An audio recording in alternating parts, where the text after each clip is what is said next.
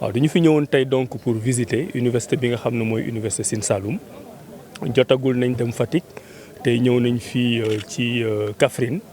li ñu fi gis mooy ay problème mais ay problème yoo xam ne saafara bi mu ngi nii si suñu kanam ñu koy gis parce que problème yu booy xool mooy salle de classe yu ñu jànge mooy fu étudiants yi dëkk mooy restaurant yu étudiants yi di lekkee ak waaw yooyu yëpp benn la rek ak bor yi ci biir mooy yi nga xam ne dañu ko loué war ko fay te fayuñu ko muy ay problème yoo xam ne nag dañ ko fi fekk bi ñu ñëwee ba léegi matagul ñetti weer ñu ngi ciy liggéey xool nañ ba xam fan la solution yi nekk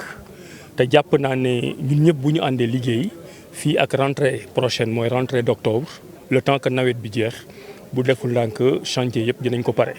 étudiants yi dinañ am pavillon yu bees tax yoo xam ne ci la ñuy dëkk dinañ am ay restaurant yu bees tax yoo xam ne capacité d'accueil maanaam nombre étudiants yi fay jàngee dina mën a yokku enseignants yi wax nañ ko boobu ba léegi ñu ngi ciy liggéey pour ñu recruter parce que fii tey boo fi ñëwee da ngay gis ne benn enseignant dafay encadrer lu ëpp 190 étudiants loolu c'est pas normal te enseignant bi tam nit kese la il faut ñu jàppale ko pour moom mu mën a jàngale. problème yooyu yëpp daal jàpp nañ ne am nañ ci pexe dama war a rek terminer tournée bi dese na ma université Gaston Berger ak yenn ISEP yoo xam ne war naa ko visiter bu boobaa nag ñu toog au niveau du gouvernement jublu ci liggéey bi pour saafaraal li nga xam ne moo fi am. maintenant nag pour université Sine Saloum dama leen di féliciter ci yu bari parce que gis naa ne université bu am ambition la enseignants yi gis naa li nga xam ne moom la ñuy daj waaye boobu ba léegi ñoom ñu ngi muñ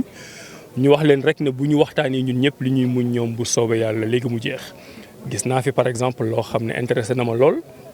mooy le fait que Sénégal dañu tàmm wax ne boo amee bac telle filière L lii rek nga mën jàng boo amee bac S lii rek nga mën jàng ñoom indi nañ genre révolution boo xam ne mën nga am bac littéraire mais ñu dugal la bu ñu la defalaatee formation ci ay filières yoo xam ne étudiant bi dina ci mën gis boppam. te pour man loolu mooy avenir loolu mooy fi nga xam ne Sénégal war na ci investir ba doomu Sénégal yëpp amal njëriñ Sénégal donc visite bi terminé gul dañu war a dem Kaolack. mais ñu ngi remercier ñi ñu fi àndal ñëpp muy recteur bi mooy directeur CROUS mooy madame le gouverneur mooy les préfets ak toutes les autorités administratives di sagal aussi waa éducation nationale yi nga xam ne ñoo ñu héberger fii nga xam ne fii la ñuy jàngee loolu dafay wane ne état benn la di remercier aussi conseil départemental ak maire yi nga xam ne jox nañ ñu ay locaux pour étudiants yi di ci mën jàng loolu mooy wane ne ñun ñëpp bu ñu jàppante bu soobee yàlla doole ji day bari Sénégal ak université dañ ciy gis seen bopp jërëjëf.